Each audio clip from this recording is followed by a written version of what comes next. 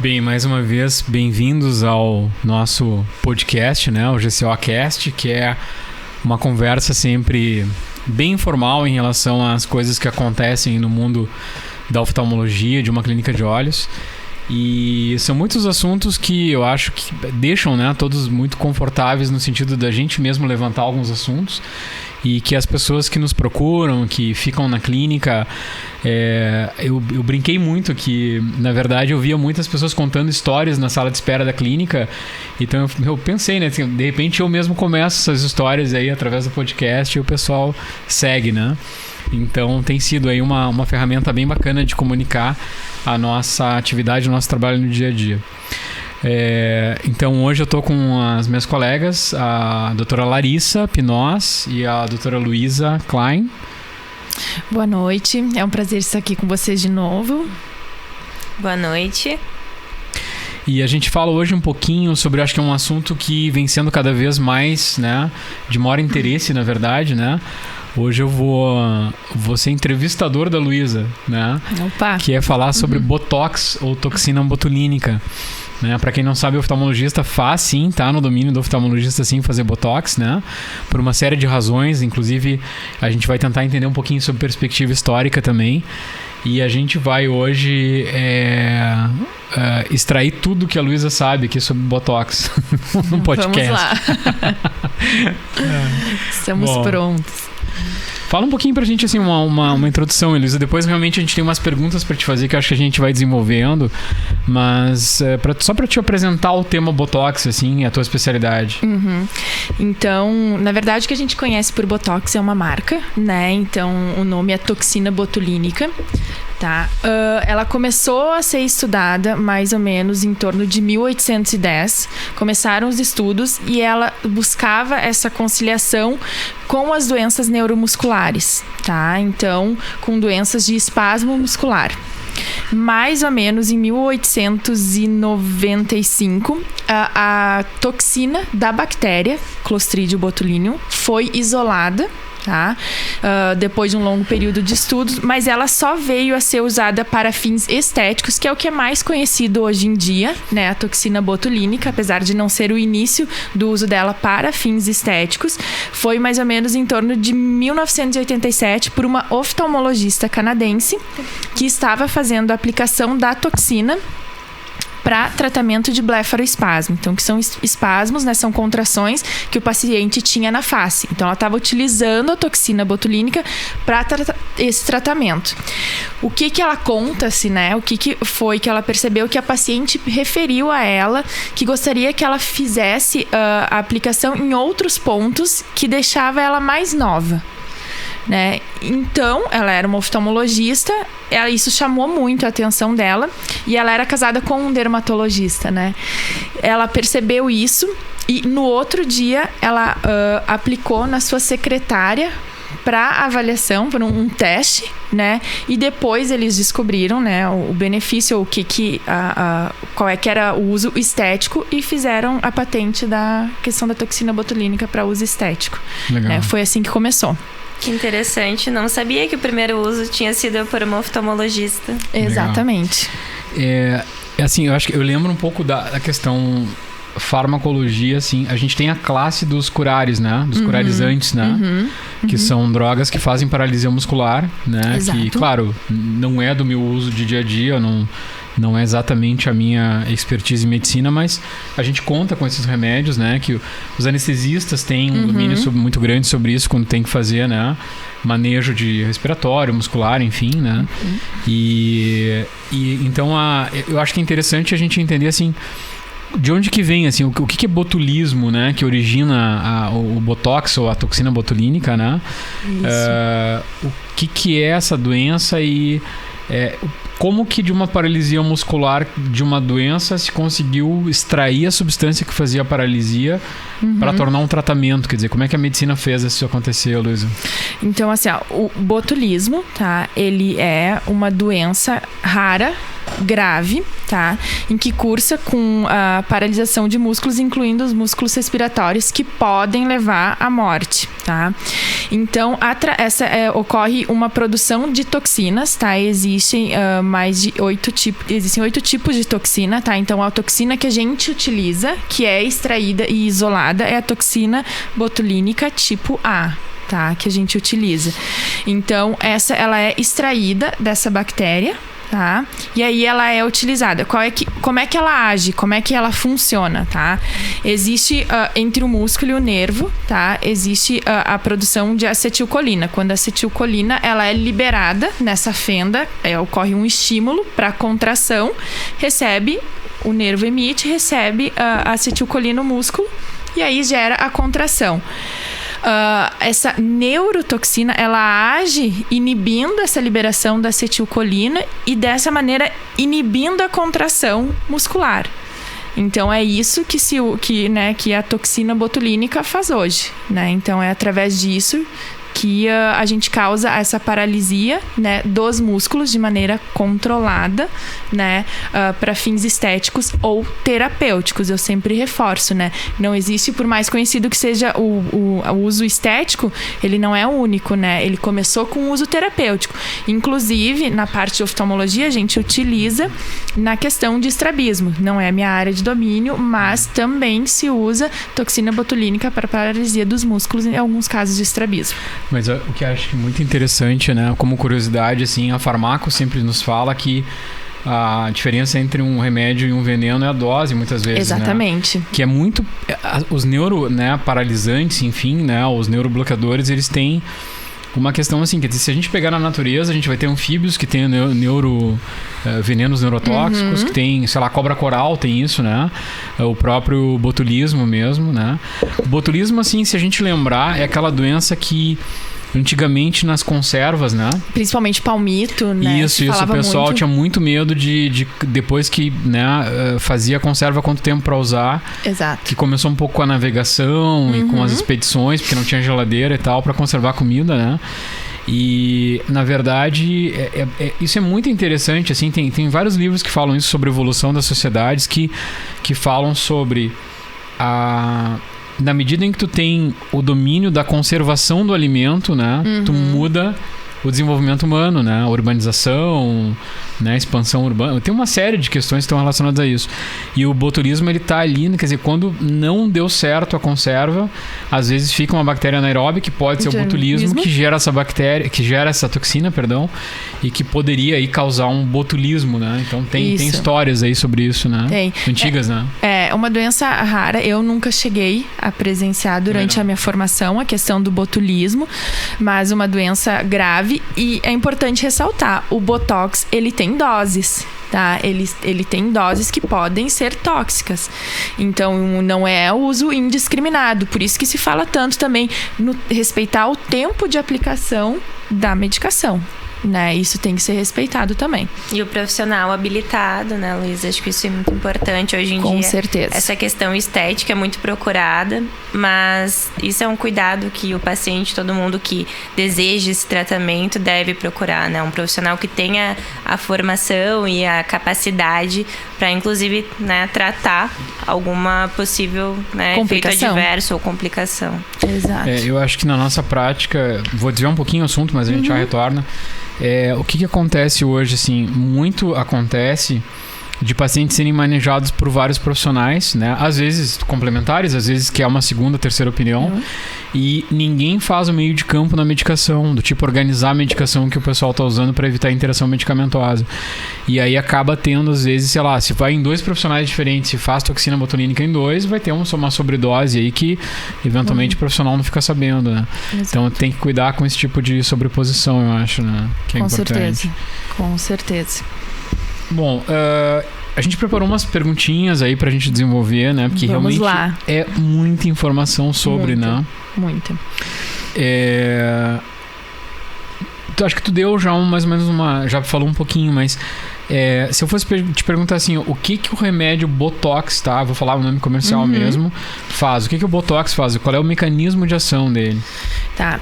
Então, assim, sendo de uma maneira bem clara e para todo mundo entender, o Botox, ele vai agir, então, sobre o músculo, tá? E ele vai buscar fazer a paralisia daqueles músculos e, principalmente na questão estética ali, a paralisia das rugas dinâmicas, tá? O Botox não faz paralisia de rugas estáticas, que são aquelas rugas que já estão formadas ou marcadas.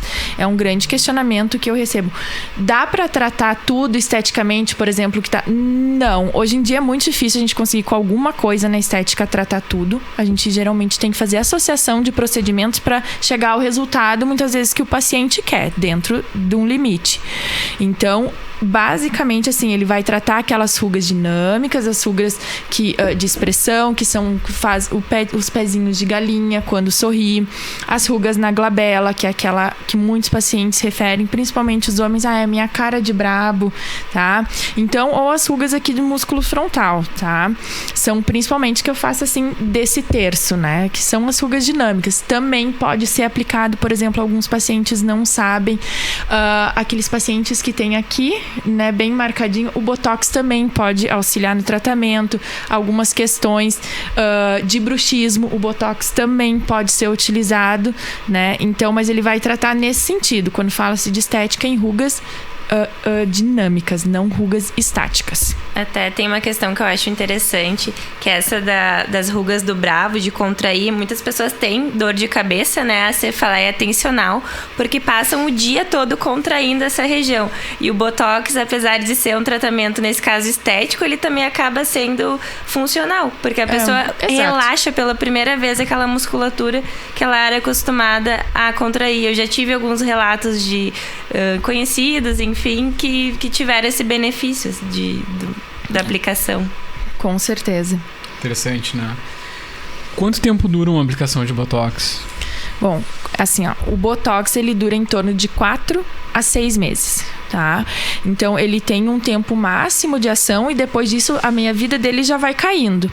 Pacientes, por exemplo, que fazem muito esportes, tá? Tem uma atividade física mais intensa, assim a gente consegue ver uma duração do Botox, um tempo menor. Então, existem fatores associados, mas a duração é de 4 a 6 meses. Pacientes com blefaroespasmo também já tem, assim, uma duração, às vezes o blefaroespasmo é mais intenso, o paciente se refere ali, 3, 4 meses, já diminuiu bastante o efeito, faz novamente a aplicação. Então, a gente tem esse intervalo de 4 a 6 meses. O Botox não deve ser aplicado com intervalos menores do que 4 meses. Tu costuma fazer recall dos seus pacientes, avisando eles que tem que retocar? Não costumo. Não costumo fazer. É até interessante a gente também ouvir, né? Eu acho que eu vou provocar aqui um pouquinho no podcast. Porque sabe que tem paciente que me diz assim: eu gostaria que tu me avisasse quando tem que revisar. Tem. E tem paciente que não gosta, sabe? Mas é uma questão, talvez, não é nem de invasivo, é uma questão de alertar ou avisar que aí tá, né? Exato. Vencendo, digamos, um período, alguma coisa assim que deveria, né? É extremamente interessante. Agora vou falar aqui, vou expor a minha sogra. Ela me ligou essa semana e falou assim: lembra que eu te falei um tempo atrás que eu queria fazer? Acho que tu esqueceu. Foram alguns meses atrás, a gente tava controlando o tempo e eu realmente esqueci. Perdão, sogra, né? E aí ela veio me cobrar e falou assim: olha, eu acabei também me perdendo e agora vamos fazer? Eu disse: não, vamos fazer. E ela tem um evento pra ir. Na verdade, ela acha que faz recall de todo mundo e só desmarcou o botãozinho da sogra. Não, ela me mata. E aí ela tem um evento e a gente tem toda uma programação, porque isso também é legal, assim, de falar. O Botox, a gente faz a aplicação e ele não tem um efeito imediato, tá? Então, o paciente, a toxina começa a agir, a neurotoxina, em 48, 72 horas depois. Então, no primeiro dia tu vai fazer, tu não vai sentir essa diferença. E o Botox, ele tem o pico, tá? De ação, que começa ali no 15º dia.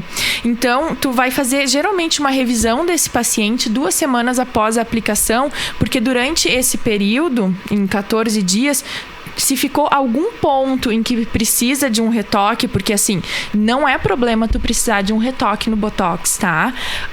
Tu tem que sempre cuidar a dose que tu tá fazendo. Existem pessoas com assimetria, então tu tem que ter todo esse critério e esse cuidado. Então, o Botox tu não pode pecar pelo excesso, né? Então, tu pode fazer uma dose menor, reavaliar esse paciente com tranquilidade e fazer mais uma dose para completar e deixar ele 100%. Um tratamento individualizado, né? Eu acho que muita gente também, às vezes, quer uma formação em estética, faz, às vezes, um curso, né, de uma duração pequena e aplica uma fórmula que não é para todos, né? Não tem como.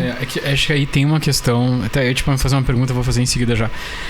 É que a formação de cirurgião é diferente é que a gente tem assim um tipo de formação que tu tá preparado para fazer via cirúrgica, então tu conhece a anatomia de um jeito muito mais detalhado, né? O olho, por exemplo, a gente é treinado a entrar de qualquer jeito num olho, né? Então, como vocês oculoplásticos e órbita da mesma forma. Então, claro que quando maneja Botox tem muito domínio, muito traquejo de anatomia para poder trabalhar, né? Com certeza. Isso, quando eu estava durante a minha formação, e eu cheguei num estágio em que a gente começa com tu nunca começa com tumores grandes, quando eu tava nessa parte fazendo, assim, operando com o meu preceptor, com o meu orientador. E aí, depois de um tempo, ele chegou pra mim e falou: tu lembra quando chegou pra tua primeira cirurgia de um tumor maior, Luísa? Eu disse: lembro. Ele: lembra que tu não avançava? Eu falei: eu tinha medo. Ele falou assim: olha como é que tu tá agora. Tu vai... algumas coisas não te assustam mais, né? Durante a cirurgia, tu já consegue ter a tranquilidade, tu consegue manejar isso. Então, esse domínio, ele vai surgindo. E ele só surge com a prática. É a única maneira. É prática, prática, prática, prática, né? Então, a gente fica anos nisso para conseguir esse domínio. Muito só com prática. Não e é só diário. Fazer um cursinho de Botox e sair aplicando, né? Isso aí que tu fala é muito um domínio do limite anatômico. Isso aí, acho que qualquer cirurgião tem isso, né? Mas agora tu falou uma coisa que eu queria aproveitar e te perguntar. Claro que vai desdobrando as perguntas aqui conforme a conversa, né? Tá, vamos dizer assim, que acho que é uma dúvida bem, bem comum. Se tem um evento, ou sei lá, quer fazer Botox pra alguma coisa, tá? Tem um objetivo que a pessoa traçou. Eu quero viajar, quero ter um evento e tal. Qual é o ideal, assim, quer dizer, entre o Botox e o digamos, o efeito que a pessoa quer, assim, máximo para o seu evento, por 30 dias antes. 30 dias Eu geralmente oriento 30 dias antes do evento, vir fazer a medicação. Tu vai vir retornar com 15 dias, depois 15 dias até o evento, tá? E se quiser retocar, ainda consegue. Consegue, tá? Aí tu entra 30 dias antes, é o que eu oriento. Sempre às vezes, isso pode acontecer, tá? Pequenos hematomas durante a aplicação podem acontecer, tá? Então, tu também tem que sempre pensar que tu vai repicar ela em 15 dias, pode surgir um pequeno hematoma, então eu sempre oriento 30 dias antes. Agora, te dizer uma coisa legal na minha área, tá? Eu não faço plástica, a Luísa que faz com a gente, né? Mas, por exemplo, quando a gente vai operar cirurgia ocular mesmo, né? Catarata, glaucoma, retina, e é sempre interessante saber se a pessoa tem algo social. Com certeza. Porque assim, muitas estão anticoaguladas hoje, é muito comum ter anticoagulação. E quando a gente vai manipular, às vezes, né, com pessoas anticoaguladas. Antigamente a gente parava tudo de anticoagulante. Esperava um montão de tempo para entrar. Hoje a gente não tem mais esse problema. Hoje se entendeu que dá para operar com anticoagulação. Mas a gente corre às vezes, né? O único risco é de esteticamente causar umas marquinhas de pequenos hematomas. Isso. Que a pessoa, sei lá, se ela vai gravar um vídeo, se ela vai fazer um encontro online, se ela vai ter um evento de verdade, né, presencial, se ela vai fazer uma sessão de fotos, e aí assim vai, né? Exato. Que envolve a face, ela vai ter ali os hematomas para ela lidar. Então eu também digo para dissociar um pouco, não fazer uma cirurgia numa semana ou num... Não, né? Cirurgias principalmente, eu sempre pergunto... Eletiva, né? Com certeza, se for eletiva, eu sempre pergunto pro paciente, quanto tempo antes? Porque assim, edema, tá? São coisas que a gente sabe manejar, mas elas precisam de um tempo para melhorar. E isso, por mais efetivo que seja o nosso acompanhamento, os cuidados, existe um tempo. Então, a cicatrização também exige um tempo. Então, não adianta, assim, chegar pouco tempo antes e querer resolver ou correr. Não, tem um tempo. Então, às vezes, tem alguns pacientes que eu prefiro dizer assim, vai pro teu evento, espera e retorna. Porque a gente tá buscando um resultado a longo prazo, né? Então... E não é comum, né? Não é incomum, por exemplo, as pessoas... quero fazer uma implante trifocal para não usar óculos no casamento do meu filho, por exemplo, né? Existe isso, isso já presenciei algumas vezes. E é interessante que aí realmente tem um tempo um pouquinho antes pra gente poder trabalhar com calma, né? Isso, tu tem que organizar tudo, né? E tem um tempo. Toda cirurgia, ela tem um tempo pra tu ter o resultado. E questão de idade, Luísa, tu indica, assim, a partir de qual idade? Ou depende muito do caso, da pele, outros fatores? Depende do caso. Casos estéticos, não tem idade mínima ou máxima pra Botox, tá? A gente não tem isso. Por exemplo, se é um caso que não estético, um blefaroespasmo, eu vou começar antes essa toxina botulínica, tá? Então, posso começar em pacientes mais jovens. Para pacientes com a questão estética, geralmente após os 25, 26, 27 anos, tu pode começar a fazer. Porque hoje em dia a gente também fala numa questão de um botox preventivo, tá? Em que o paciente ele começa a perceber essas rugas dinâmicas, ele ainda não tem a ruga estática e ele já começa a fazer a aplicação do botox, tá? O botox não vicia, o botox ele faz neuromodulação muscular também, tá?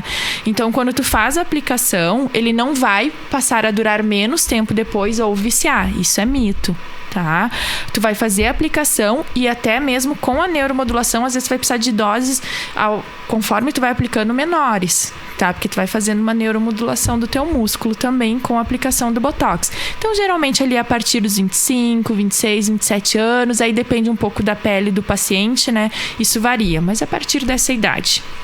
Acho que é importante esclarecer nessa questão de ruga dinâmica e estática, né? Que a ruga dinâmica é aquela que vai e volta. E a estática é aquela que já tem, né? Já tá a marca ali. A marquinha.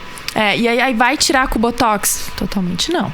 Não vai tirar. E tu tem que associar outros procedimentos pra melhorar isso. O Botox não vai resolver. Existe antídoto pra Botox? Então, antídoto não. Tá? O que tu tem são medidas que tu pode tomar se tu teve alguma complicação após a aplicação do Botox. Então, como eu falei antes, ele tem um tempo de ação. Tá? Tu fez a aplicação do Botox, causou uma ptose de lábio, de supercílio ou um arqueamento excessivo. Existe o período que tu pode, por exemplo, do arqueamento excessivo, fazer um retoque para tentar melhorar isso, tá? Ou, por exemplo, causou ptose, tu pode fazer sim durante esse período até 15 dias, porque tu não tem o efeito máximo da toxina, então tu tá tentando agir ali. Fazer o uso de anti-inflamatório, corticoides, depois desses 15 dias tu pode fazer o uso de eletroestimulação, aquelas escovinhas que vibram também podem ser utilizadas nesses locais, dependendo do que for a complicação, mas um antídoto, algo que reverta, é só o tempo, né? Totalmente. Mas a gente pode usar desses artifícios para tentar minimizar as queixas do paciente. Tu costuma atender pacientes que tenham eventualmente algum, vamos dizer assim, não complicação, mas algo de... Eventualmente tu recebe esses pacientes de outros serviços também? Recebo. Ou porque o resultado não ficou o que esperava, ou alguns já chegaram porque acharam que, por exemplo, duraram muito tempo, ou pouco tempo, desculpa. Eu fiz a aplicação, mas eu não tive efeito. A toxina não funciona em mim. Então, existe... Já peguei casos de paciente que falou, não funciona. Deu, não, só um pouquinho. Vamos fazer uma avaliação, vamos fazer a aplicação. E, às vezes, a dose usada não é o suficiente. Às vezes, a aplicação não foi no ponto correto. Produto diluído também já acontece, tá? Então, existem doses mínimas que tu tem que usar. Tem que fazer uma avaliação individual. A dose para um paciente mais jovem, para um paciente mais velho, para um paciente masculino, para um paciente feminino, elas vão ser diferentes. Quantas doses tu vai usar numa pessoa? Depende. Tem pessoas que eu uso muito mais doses do que outras. Isso é totalmente individual. Então, tem pacientes que têm o músculo aqui frontal muito mais forte, então a gente tem que fazer, e geralmente homens, isso acontece, né? Então é totalmente individual. Isso. Agora, eu recordei de um caso que eu tive de uma paciente que teve uma complicação de visão dupla por causa do Botox. E ela chegou no consultório, eu lembro que eu investiguei quase toda a parte oftalmológica, vamos dizer assim, pedi diversos exames e tudo vinha normal. Aí, pela terceira consulta, ela me falou: doutora, eu esqueci de te falar, eu apliquei Botox há pouco tempo. E aí, realmente, eu acompanhei essa paciente e com os meses esse sintoma reverteu. Então, como todo o resto da investigação estava normal, eu acabei atribuindo a essa aplicação da toxina. É uma aplicação... não é tão comum acontecer nessa questão, mas ali houve envolvimento de algum músculo, né? Assim como da ptose, tem envolvimento de músculo também. De maneira geral, eu acho que quando tem coisas estranhas no exame, na história, é sempre importante revisar a questão farmacológica, né? Porque muitas vezes é um medicamento que está justificando alguma coisa, né? O pessoal fica mais preocupado às vezes que poderia ser uma coisa mais grave e tal, mas é um medicamento. Ou até porque os pacientes não associam a complicação. Isso. Porque as complicações, elas são baixas, mas quando elas acontecem, elas são ruins, né? Então, a gente nunca pode esquecer que é o rosto, é a porta de entrada de uma pessoa. Então, o índice de complicação, acho que é por isso que às vezes se vulgariza o uso dessa maneira, se né? Analisa a aplicação, né? Exatamente. Acho que a Larissa perguntou, mas assim, quais as idades? Acho que tu pode dizer que são todas, né? Existe aplicação em idades mais precoces, assim?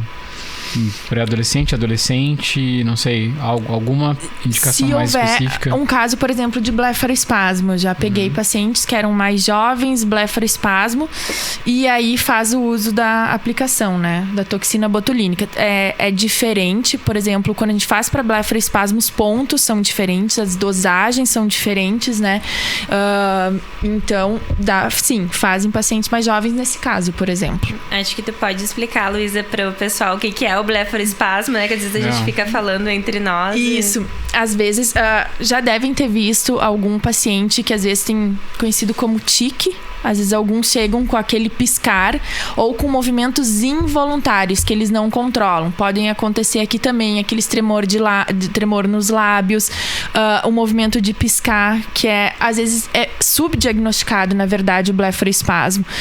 Eu já peguei um paciente que chegou com 80 e poucos anos. Foi um dos meus primeiros pacientes.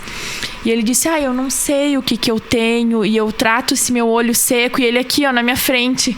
E ele falava, eu falei assim: não, a tua questão não é isso.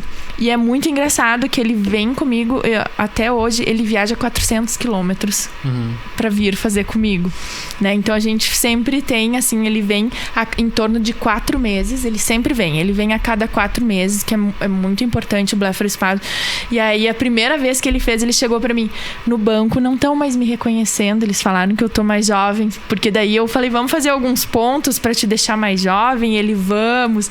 Então, às vezes, o que, para quem não entende, pode ser aquele tremor involuntário que tu vê ali nas pálpebras, tu pode ver aqui no canto do lábio do paciente, ou aquele paciente que pisca assim. Isso tudo pode ser casos de blefaroespasmo. E o blefaroespasmo, ele não começa do nada, o paciente começa. Ele vai muitas vezes de maneira progressiva. Então, esse diagnóstico também é difícil.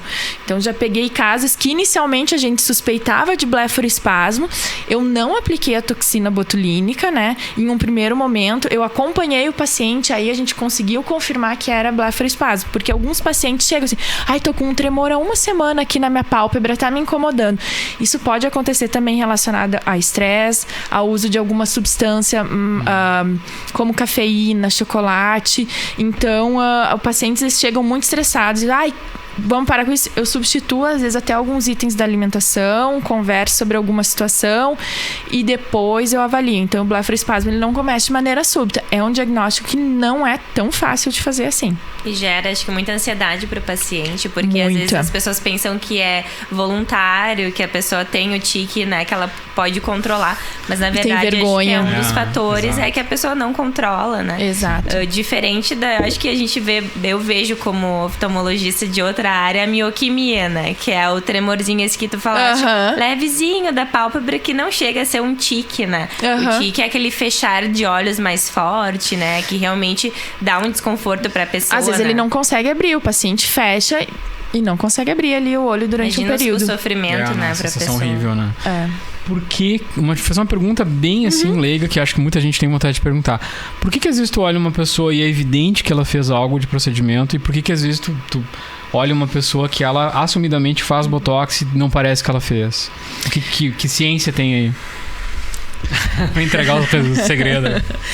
Eu acho que hoje em dia é muito difícil, assim, alguns pacientes chegam e eles te mostram o que eles querem e às vezes isso não é possível. Eu acho que na minha avaliação, esses dias uma paciente, dá pra fazer? Não dá pra fazer. Eu acho que entra também um limite que eu acredito que é o médico que tem que impor às vezes, por mais que por um primeiro momento tu possa perder teu paciente, mas eu tenho certeza que esse paciente vai voltar em algum momento. Pode ser que arrependido ou não. Vai poder confiar, né, no Exato. que você tá falando. Eu acho que isso que ele falou dessa questão do aspecto plastificado, eu acho que é um limite que nós médicos temos que aprender a impor. Não ultrapassar, né? A gente tem que aprender isso. Existe um limite do que pode conseguir com um paciente, do que não dá pra conseguir. Então, já teve uma paciente que ela chegou assim, nossa, ela tava com a sobrancelha aqui em cima. Ela chegou, eu falei, tu já fez botox? Ela, sim, fiz. Como é que tu sabe? Né? Porque a gente consegue ver que não fica um aspecto natural, que a gente sabe que a anatomia não é assim, né? Que isso a gente fica desproporcional, eu acho, na verdade. Muitas vezes o padrão das pessoas são filtros do Instagram, são imagens retocadas com Photoshop, então não são imagens reais. E isso deve ser muito importante, né, para esse tipo de avaliação, de a pessoa melhorar no que ela pode, se sentir bonita consigo mesmo, sem que seja algo artificial ou forçado. E tem como fazer isso, né? Acho que tem um limite e cabe a nós, muitas vezes, orientar esse limite. É difícil, não é fácil, porque às vezes a pessoa ela já chega decidida. Não, é isso aqui, e talvez ela vá procurar algum profissional que top fazer aquilo ali. Mas eu acho que é nossa função dizer e até alertar os riscos de tudo que pode acontecer, né? Eu acho que cirurgia, ela tem, em geral, né? A gente pode extrapolar um pouquinho para outras áreas também. Ela não vai criar um elemento mágico na vida da pessoa, né? Eu vou fazer uma cirurgia que daí eu vou conseguir tal coisa.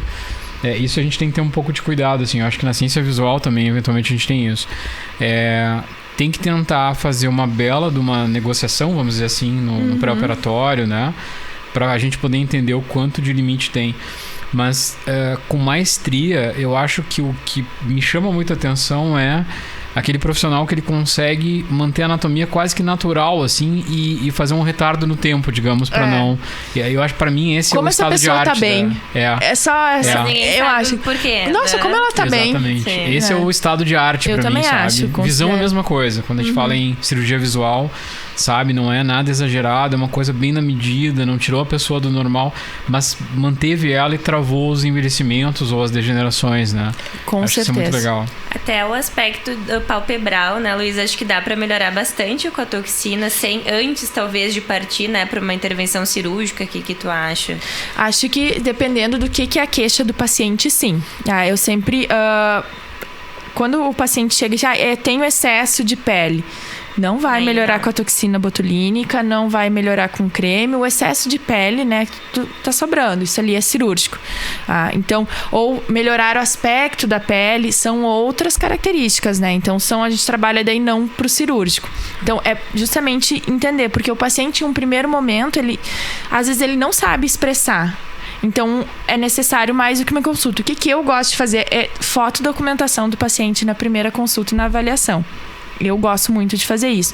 Então, os pacientes, tu vai tirar uma foto minha? Sim, eu tiro foto o tempo inteiro. Sim. Então, eu tiro a foto do paciente durante a consulta, eu abro a tela, né, e mostro pra ele.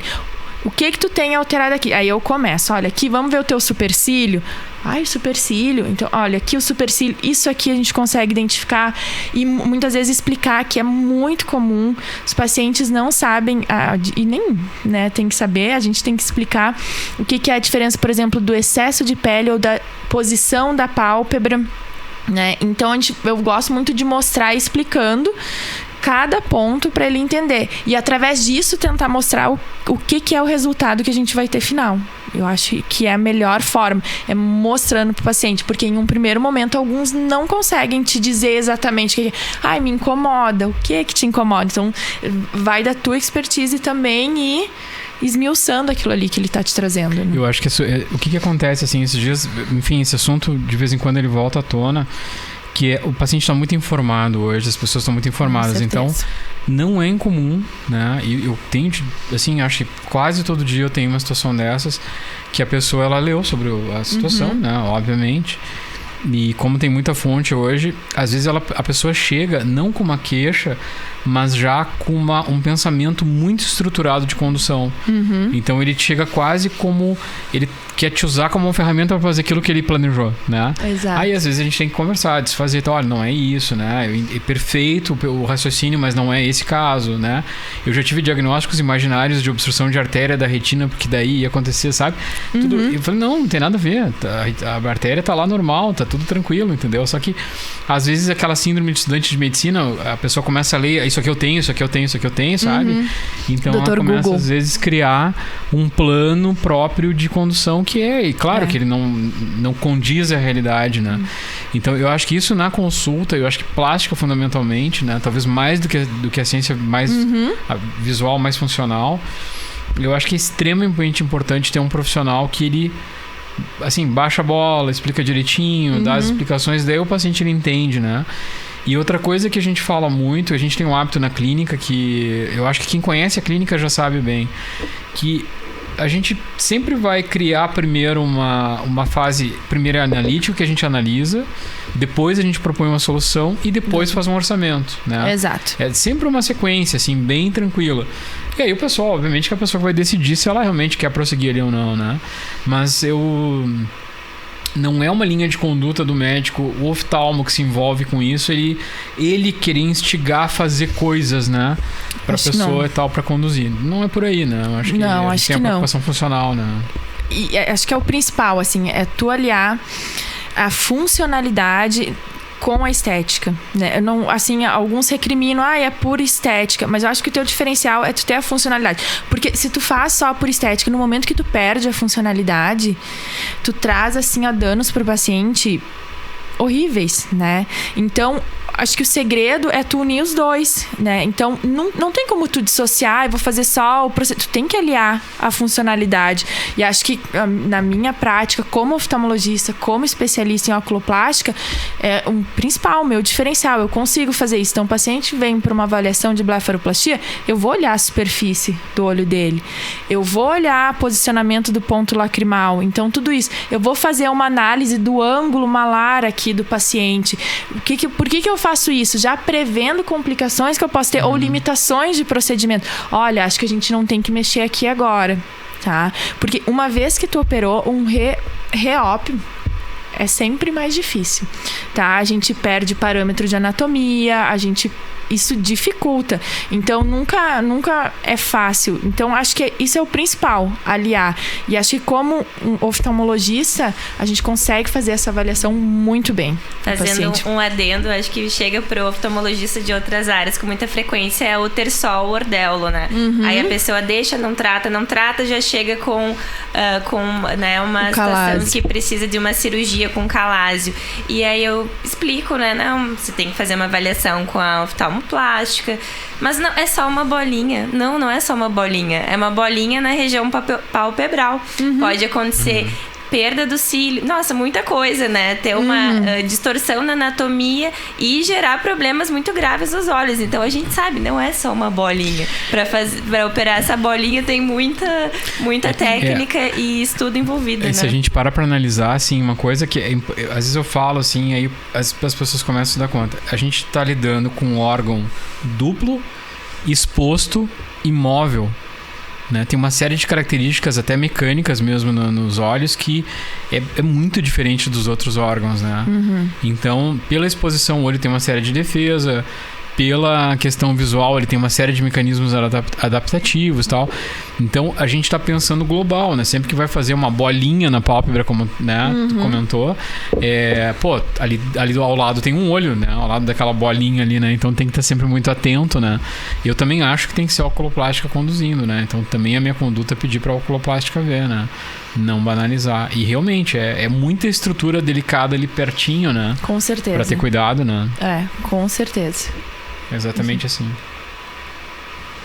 Existe uma fase do ano mais propícia a fazer Botox ou não? Não tem uma fase do ano propícia para fazer. Pode fazer do início ao fim do ano, tá? Fazer uma programação. Isso é interessante, às vezes, fazer a programação com o paciente sobre o tempo, que às vezes ele não está sempre presente. Então, isso é importante fazer. Uma coisa que eu destaco, por exemplo... pode fazer no verão? Com certeza, pode fazer. A única coisa que eu reforço é que no verão, como a gente tem uma maior exposição solar, algo que muitas vezes os pacientes esquecem é que se a gente tem um hematoma, fez ali, pegou um vaso e teve um pequeno sangramento, tu tem que ter cuidado com isso, porque a exposição solar com esse hematoma pode causar hiperpigmentação. Então, vários pacientes esquecem isso. Dá para fazer no verão? Com certeza, dá para fazer. A gente só tem que, se isso acontecer, ter alguns critérios e ter alguns cuidados, mas pode fazer o ano inteiro. Assim como a cirurgia, por exemplo, de blefaroplastia. O teu resultado final, ele não vai mudar se tu fazer no verão ou no inverno, tá? O teu resultado final vai ser o mesmo que a gente vai entregar. Então, pode ser feito o ano inteiro. Beleza. Mais alguma? Eu tenho algumas ainda, por isso que eu tô... pra não invadir muito aqui. Mas vamos lá. Então, outra pergunta assim. Você já fez uma cirurgia facial, já fez uma cirurgia de plástica facial, já fez uma cirurgia... Vamos colocar qualquer coisa, tá? Vale nariz, vale lábio, vale região mentoniana, testa, qualquer coisa, glabela. Muda alguma coisa em fazer Botox depois de uma cirurgia plástica da face ou não? Muda. Eu acho que é sempre importante tu saber se o paciente já teve algum tipo de intervenção, o que foi essa intervenção e há quanto tempo ela foi realizada. Acho que muda sim. Sempre, todo paciente que eu vou fazer a aplicação, eu pergunto se ele fez qualquer tipo de procedimento, tá? O tempo que ele fez. Por exemplo, preenchimento é uma coisa que eu sempre pergunto, que às vezes os pacientes esquecem, principalmente em pacientes que eu vou operar, principalmente pálpebra inferior, tá? Tinha comentado já, né? Isso eu já também não sabia. É uma discussão que tem se levantado, então assim, o tempo que esse preenchimento fica, tá? Que alterações, por exemplo, em pálpebra inferior, eu solicito que os pacientes retirem, tá, o preenchimento, porque já observei em alguns pós-operatórios meu persistência de edema. Isso é algo difícil de tratar no pós-operatório, que pode mudar o teu resultado final. Então já encontrei mais dificuldade em pálpebras que a anatomia parecia diferente, assim, durante uma estrutura que a gente chama de septo. Achei diferente durante Isso é uma coisa que vem se discutindo. Alguns colegas eu já encontrei, conversamos. Alguns têm uma opinião, outros não está definido, são contrários. Enfim, isso tudo pode ser avaliado. Mas eu sempre pergunto, porque eu não gosto de ter nenhuma surpresa.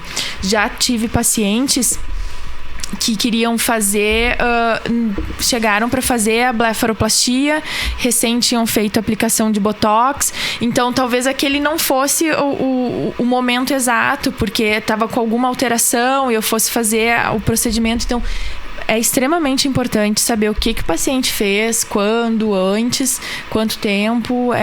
Tu tem que saber, tu tem que estar preparado para tudo que pode acontecer, então tu tem que saber antes. Indicação de Botox junto com rosácea. Tu associa a luz pulsada, IPL? Pode associar? O que faz antes? O que faz depois? Não pode associar? Como é que é a tua conduta? Não faço a aplicação no mesmo dia, tá? Eu indico primeiro fazer a aplicação de luz pulsada, tá? Faz a luz pulsada, tá bem? E depois eu faço a aplicação de Botox. tá? Quanto tempo de intervalo? Depende do Faz paciente. Faz o ciclo de pele inteiro primeiro para depois fazer... Eu faço o ciclo de pele inteiro, tá? Pra gente explicar, o ciclo de pele mais o padrão hoje são 3 aplicações intervaladas em 15 dias entre elas, né? Pra depois a gente liberar, então, para outros procedimentos.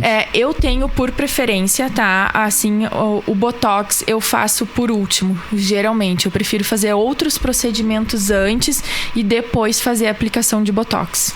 Sabe que esses dias também eu estava pensando sobre isso, sobre essa questão de se a pessoa tá com alguma alergia no olho ou alguma irritação e fica com aquela mania de coçar a pálpebra e fala, poxa, mas meus olhos estão sempre inchados. Na verdade, ela tá com uma patologia, um problema que precisa ser tratado antes de fazer um procedimento estético. E isso, como oftalmo, né, a gente consegue avaliar. E é importante tu dizer, é um procedimento. Né? Exato. É um procedimento, isso é um procedimento, né? Então tem que ser bem avaliado, eu acho que tem que ser cauteloso e não vejo problema em tu postergar um procedimento por um curto período, né? Para tu ter uma segurança de fazer. Eu não me sinto incomodada em falar isso pro paciente. Sem dúvida, né? A gente vai ter procedimentos que são inadiáveis, na verdade. A gente falando em oftalmologia, a gente está falando em descolamento de retina, em glaucoma agudo, em obstrução venosa, coisas que são bem mais graves mesmo, né? Mas as outras eu acho que tem que ter uma bastante cautela, né? E assim, claro, a gente tá falando aqui de coisas do teu dia a dia. Tu faz isso toda hora, né? O tempo inteiro, né? É uma coisa que tá muito no teu domínio, né? Mas não tem, às vezes, sentido em alterar prazo, se apressar, na verdade, eu também por uma acho, questão que não... Acho que fica esse alerta, como nós já conversamos, de que se o profissional, o médico, ele tá contraindicando naquele momento, não procurar outro lugar que vai fazer, porque às vezes até, né, talvez esse outro lugar não tenha o conhecimento necessário dos prejuízos que essa aplicação indiscriminada pode causar. E eu acho o Botox uma droga maravilhosa, assim, em termos estéticos, e feito com segurança. Com certeza. Só também a agregar e a trazer benefício. Com certeza. Quando que se retoca Botox, assim, tu prefere fazer agendado, digamos, de tanto em tanto tempo marcado, agendado, ou se a pessoa esperar ter a percepção de que tá passando efeito para fazer o retoque? Quando eu faço num primeiro momento, o paciente chegou a primeira vez para mim, eu faço a aplicação e eu gosto de ver ele em torno de 4 meses, tá? Porque às vezes o paciente chega assim, ó, ai, nossa, não tem mais nada do meu Botox. Às vezes... Percebe que passou o efeito. A testa congelada ali. Ainda, sabe, não... Olha, acho que não é um momento pra gente aplicar, ainda tem. Então eu gosto de ver o paciente depois de 4 meses, tá? Pra ver como é que ele tá, a gente discutir sobre isso. E aí, se for necessário, assim, aguardar mais um tempo, senão daí a gente já pode programar. Eu gosto, num primeiro momento, de ver o paciente e entender. Porque às vezes chegam, ai, mas tu não acha que aqui... Não, acho que não. Acho que a gente pode esperar ou não. Realmente, aqui já passou, a gente dá pra aplicar. Conheço algumas pessoas assim. É porque ela chegou pra mim no assim, espelho. Ela chegou... Não, mas aqui deu... Aqui não dá pra dar mais uma congeladinha. Eu acho que não. Acho que é melhor não. Olha aqui, Larissa. Contraindicou o procedimento. Meu Deus. Acontece nas melhores famílias. Mas acho que é muito interessante isso, porque eu tenho certeza que tem um monte de dúvida comum, né? Com certeza. Lembra aquele dia que a gente gravou do constrangimento em oftalmologia, né? Tem muita dúvida, né? Que o pessoal, claro que quer saber, mas não pergunta, porque claro que tem vergonha, na verdade, mas eu acho que é uma conversa solta dessas que a gente ajuda o pessoal a pensar, a entender melhor e tal, né? Mas eu acho que aí tem uma questão que é o seguinte, né? Alguns procedimentos médicos, eles foram entendidos como que outras áreas podem fazer. A gente entrou já algumas vezes nesse tópico. E o que nós defendemos, assim? Ok, outras pessoas fazendo procedimentos médicos. A grande questão é que o médico, quando ele faz um procedimento, ele tem uma segunda, uma terceira linha, uma quarta linha de soluções de complicação, né?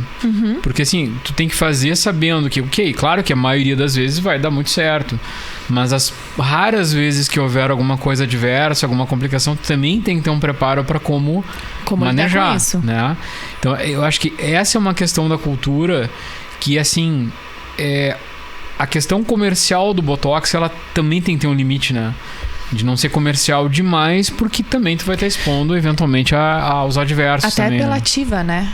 Às vezes se tornou assim a questão do Botox, né? Acho que tu tá certo nessa avaliação, Rodrigo. Acho que sim. Se tu pudesse fazer, por exemplo, assim, uma recomendação, assim, tu começaria num geral, assim, qual idade tu diria assim, de tal idade pra frente eu recomendo avaliar pra ver se é legal já começar a fazer Botox? 25, 26, 27 anos, Legal. mais ou menos nessa idade, tá? Eu comecei a fazer Botox com 27 anos, né? Então, acho que esse é um período que a gente já pode fazer uma avaliação, entender a queixa. Quando o paciente vir, por exemplo, eu tenho isso aqui, me incomoda, isso aqui, tu não precisa fazer tudo, tu pode iniciar com as queixas deles, né? Então, eu recomendaria no início uma avaliação assim, nessa idade, nessa faixa etária, a partir disso. Quando para de fazer Botox, por exemplo, vamos dizer assim, tu fez regularmente um tempo e tal, vamos dar um exemplo, e parou de fazer. Tu vai ter algo de rebote, digamos. Residual? Não. Tu vai ter tu vai ter um processo de envelhecimento acelerado, ou de rebote, uma piora, uma rápida piora, alguma coisa, ou não? Não, na verdade, porque a toxina ela vai ter aquele tempo de duração, né? Depois disso ela passou o efeito, só vai continuar, mas não acelerar o processo, né? Ele vai continuar aquele processo de envelhecimento. A ideia é como se estivesse freando um pouco do tempo, agindo sobre... Isso, por isso que a gente fala, às vezes, aquele preventivo, né? Então, não vai ficar envelhecer mais. Isso aconteceu muito durante a pandemia, né? Que as pessoas acabaram, né? Passando o tempo. Então, hoje mesmo, a gente fez uma paciente, ela disse, a última vez foi antes da pandemia, agora eu retornei, me sinto segura, então a gente fez, né? A aplicação. Mas não vai ter um envelhecimento acelerado, tá? Ela vai ter um envelhecimento normal. Porque o Botox, ele simplesmente age e para depois de fazer o efeito, vai diminuindo o efeito dele. E é isso, por isso que a gente vai reaplicando ele. Acho que a gente já comentou, né, que essa, mais de uma vez, mas acho que é bom enfatizar que essa toxina, ela tem uma ação local nos músculos que a gente aplica. Então, já ouvi algum comentário, eu acho, de internet, mas é um veneno. Não, né, é uma medicação controlada, com uso bem estudado, que vai ter um efeito local. Se aplicada dentro das doses, com cuidado, com critério, com domínio da técnica. Da maneira correta. Isso é seguro. Bom, acho que a maioria das perguntas a gente fez, né? Eu acho que tem muita dúvida, assim, muita questão que surge, né? E a gente vai aprendendo muito com os pacientes também, né? Com as aplicações e tal. O que eu penso às vezes? A gente hoje tá carreando, a gente tá conduzindo uma medicina que muitos recursos não existiam há 10, 15 anos atrás, ou existiam e não tinham tamanho domínio, né? Sim. Eu lembro muito dos antiangiogênicos inicialmente, que a gente tinha assim, nossa, mas já fez 2, né? Será que a gente faz mais um terceiro e tal? Hoje a gente não tem qualquer tipo de restrição para isso, se entendeu? Com toda a tranquilidade que tu pode fazer com toda a segurança do mundo, uma carga muito grande de medicação, que o organismo vai depurar, vai reagir, vai resolver, vai trabalhar bem, né? Então eu acho que desmistificar um pouquinho, porque eu acho que tem os dois extremos, às vezes, em Botox. Às vezes o pessoal tem muito medo de fazer, né? Como a gente comentou. Ou então fazer em excesso, né? Que é fazer mais do que o tempo sugerido, né? Então eu acho que é interessante passar essa mensagem que, se tem já uma experiência de muitos casos, a gente consegue conduzir, ter uma ideia muito boa e de segurança, né, no uso da medicação. Sim. Né, conduzir isso, né? Isso, tem assim, tem contraindicação, né, para o uso da medicação. Então, assim, a gente não faz a aplicação dessa medicação em gestantes, tá? Não tem estudos para dar segurança a isso. Com relação à amamentação também não tem estudos, né? Então, outra questão é pacientes com doença neuromuscular, tá? Também não faço. E pacientes que é bom lembrar com alergia à albumina, tá? Porque é um componente que tem na produção da toxina botulínica no isolamento. Então, mas de restante não existe, assim, contraindicações. Que nem grávidas e amamentação a gente não tenha. Seria alergia a ovos ou consegue diferenciar ovos no geral? Porque é difícil diferenciar, né? Qual componente do ovo aqui. Exato, exatamente. Acho que gestante é muito bom senso, né? Eu tive já vários casos. A gente pega casos, às vezes, de... Principalmente retina em gestante é um assunto bastante delicado, né? Mas eu acho que a regra geral em gestante é evitar qualquer intervenção. Também acho. Até óculos, às vezes eu peço, se não é realmente necessário e tal. Esperar um pouquinho. Às vezes, ao contrário, por exemplo, a gestante, ela quer se organizar para... Se ela usa só lente de contato, ela quer ter um óculos, ela vai lá consultar para preparar e tal. Isso aí, ok, né? Mas fazer muitas trocas, planejamentos cirúrgicos, coisas de planejamento, não é um momento para isso, Eu também né? acho, que não é um momento. E claro que o foco tá totalmente ali na gestação, né? Que é diferente, mas... A gente sabe que pode mudar, né, o grau. Uma amiga minha comentou: ai, Lara, eu tenho que ir no teu consultório, eu tava quase ganhando bebê, porque eu não tô conseguindo enxergar com o meu óculos. Eu falei, espera um pouquinho. Aí nasceu o bebê dela, ela realmente tinha razão. Agora voltou ao que era. Acho que é mais assim a questão de bom senso. Já pedem às vezes pra... mas eu vou ficar todo esse tempo. Eu disse, né, eu não faço, né? Então, acho que é questão também de bom senso, né? Não tem um estudo, mas também acho que não é o momento, assim. Aí é o que eu falo, às vezes, aquela questão de frear um pouquinho. Claro. Sabe? Claro. E tu agir pelo bom senso. Sim. A outra questão, Botox não é um medicamento de autoaplicação, né? Não. Não pode usar. Tu autoaplicar? Eu vou extrapolar as perguntas, obviamente. Tem colegas que fazem, eu não. Tá, tem colegas que fazem. Eu não. Eu não concordo que é de autoaplicação. Já vi fazerem, mas eu não concordo com isso. E muito menos alguém não habilitado, né? Se perde o domínio disso, né? Tu não consegue dominar de fato. É muito mais difícil, né? Tu não ter alguém conduzindo, né? Com certeza.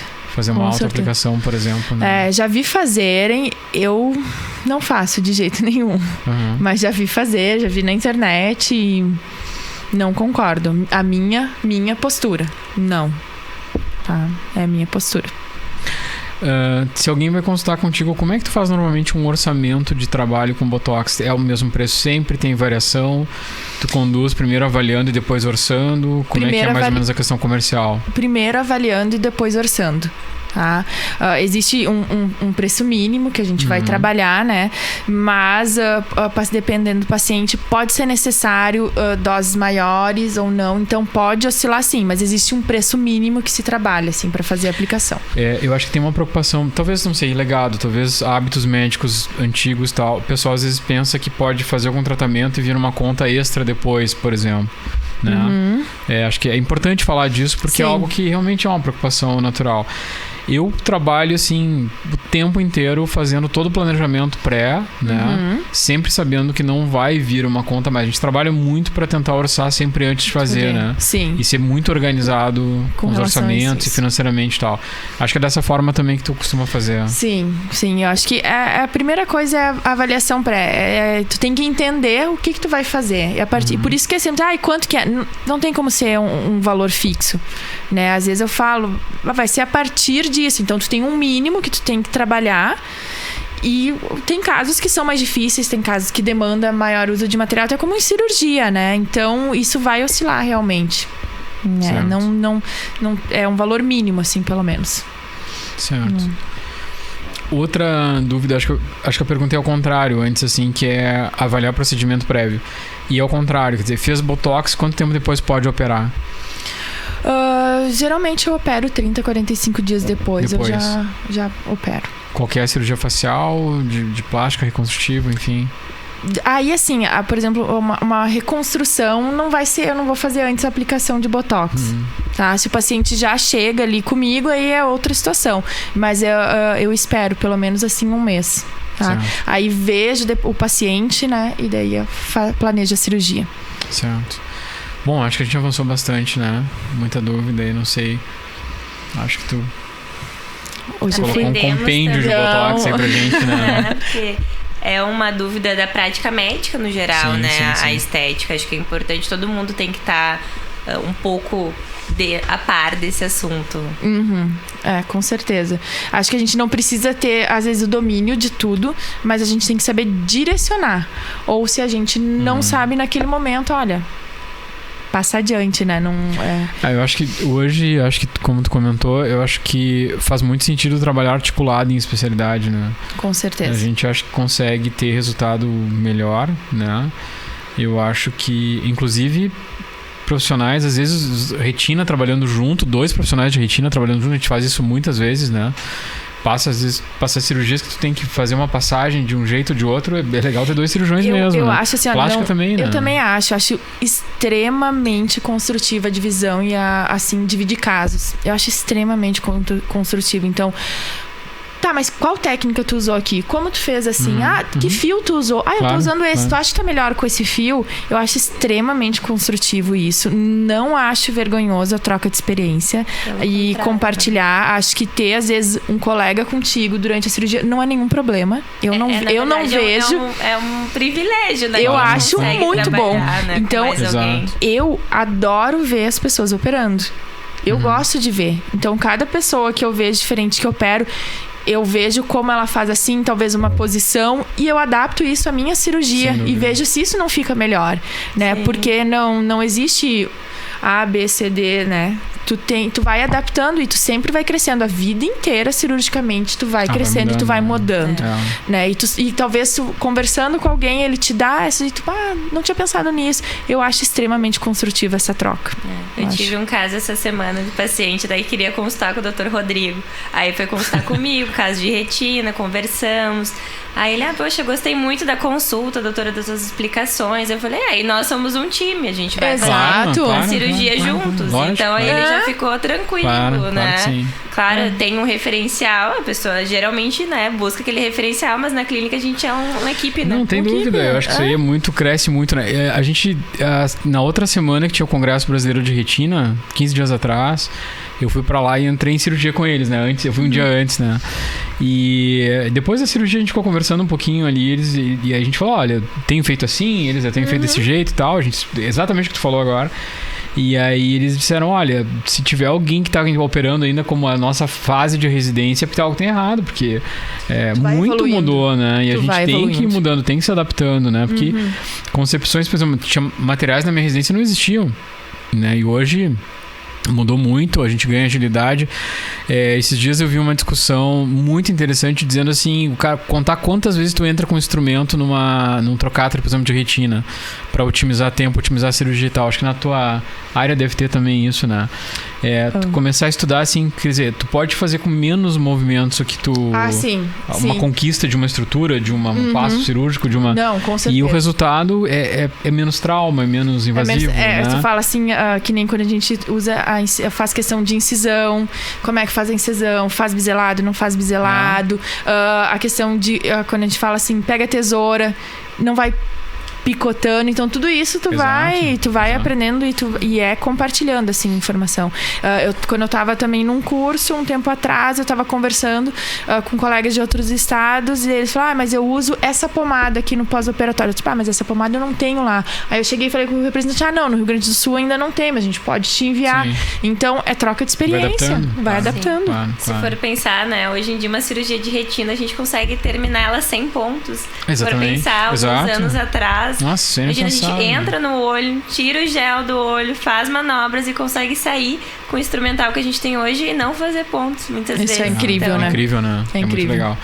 Mas eu acho que assim, Botox é uma... Eu acho que em algum momento eu quis te provocar um pouquinho para trazer esse tema, porque, vamos lá, a retina do retinólogo, é muito difícil sair do retinólogo uma retina, né? Mas o Botox saiu da oculoplástica, né? Então eu acho que é muito interessante, quer dizer...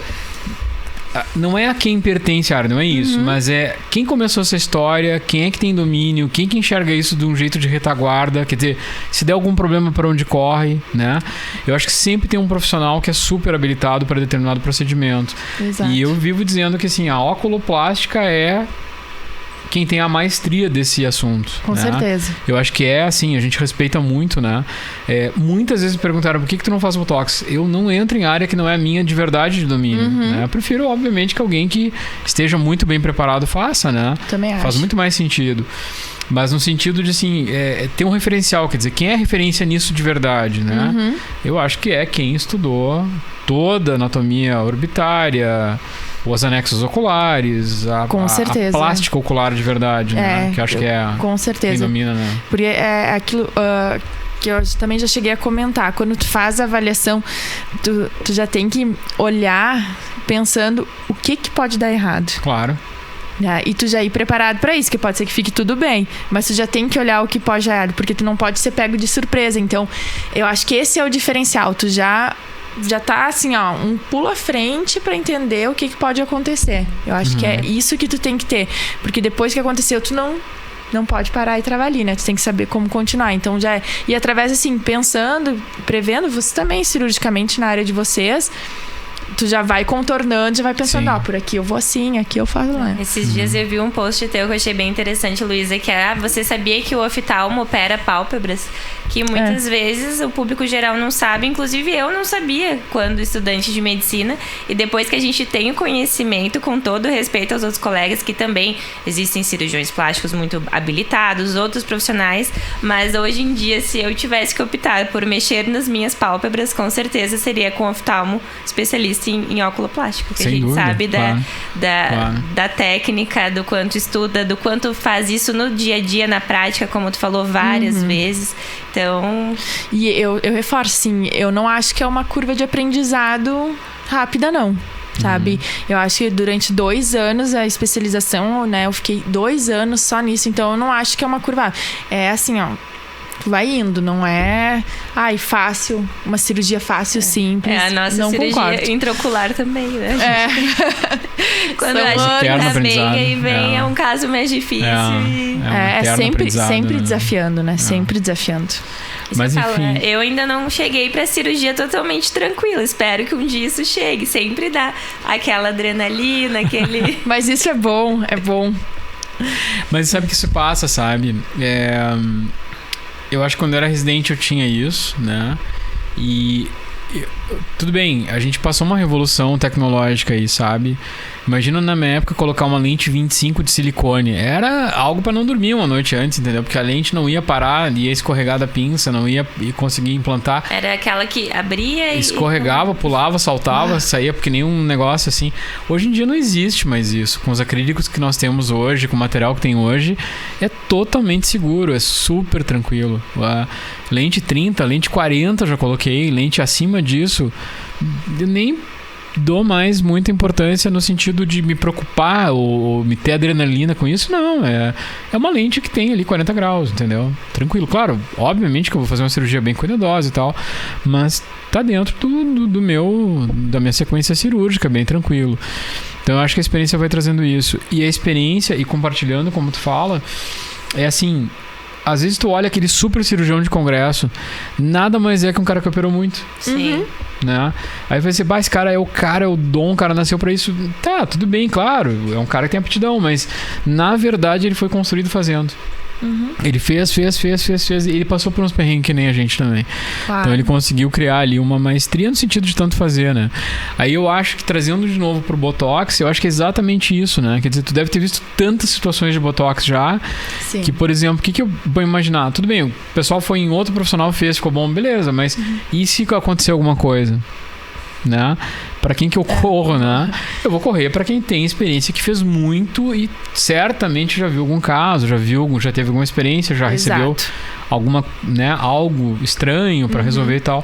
Então eu acho que aí o profissional de oculoplástica ele tem esse domínio, né? Então eu acho que é mais ou menos essa mensagem assim final que a gente queria passar aqui hoje, né, com esse debate. Avançamos bastante, de novo, né? Passa rápido uma hora, né? A gente tem que começar a botar um cronômetro aqui, senão a gente fica. Vai embora. Mas é sempre muito bom. Bom, gente, eu agradeço vocês. Considerações finais, Larissa? Então, agradeço a oportunidade novamente de estar conversando com vocês. Aprendi bastante sobre toxina. E é isso, estamos à disposição para uma próxima conversa. Eu queria agradecer o espaço para falar, trazer essas dúvidas. Acho que a gente sempre constrói alguma coisa. Comunicar com o paciente é importante, que também nos tragam dúvidas sempre, se quiser, algum assunto. Acho que é muito legal. A gente tem muita coisa para falar de todas as áreas, com certeza dá para fazer muito papo aí para frente. Então foi muito legal hoje. Acho que a gente conseguiu trazer um pouquinho de informação. Queria agradecer vocês pela companhia hoje conversando. Acho que é um baita assunto. Eu costumo dizer que a oftalmologia é gigante, né? Se a gente analisar ela de verdade mesmo, em nível avançado, é uma especialidade gigante, né? A gente tem muitas subdivisões, muitos desdobramentos na especialidade. E muita coisa que parece que nem é do domínio do oftalmologista, mas é assim, né? Uhum. Então, acho que vale muito esse tipo de conversa. Sempre a gente aprende, por mais que eu já tinha visto caso, a gente conversando entre especialistas sempre aprende, né? A visão nossa nunca vai ser igual um do outro, né? Então sempre se complementa. Meninas, gostaria de agradecer muito a presença de vocês e logo a gente se encontra de novo para mais um podcast aí da clínica. Com certeza.